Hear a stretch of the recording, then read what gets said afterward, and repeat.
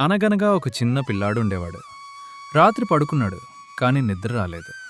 తాతయ్య గమనించాడు, పక్కన కూర్చున్నాడు. ఏమైంది నాన్న? పిల్లాడు చెప్పాడు. తాతయ్య, రేపు ఎగ్జామ్లో ఫెయిల్ అయితే, క్లాస్లో అందరూ నవ్వితే, నాన్న కోపగించుకుంటే. తాతయ్య మెల్లగా అడిగాడు. ఇవన్నీ జరిగాయా నాన్న?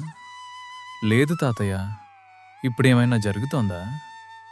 పిల్లాడు చుట్టూ చూశాడు. గది శాంతంగా ఉంది. తాతయ్య పక్కనున్నాడు. ఏమీ లేదు తాతయ్య. తాతయ్య నెమ్మదిగా అన్నాడు. అదే, నిద్రపో నాన్న. ఆ పిల్లాడు జరగని దాన్ని గురించి ఇప్పుడు బాధపడుతున్నాడు. మనం కూడా అలాగే చేస్తాం కదా. రేపటి గురించి భయం, నిన్నటి గురించి బాధ.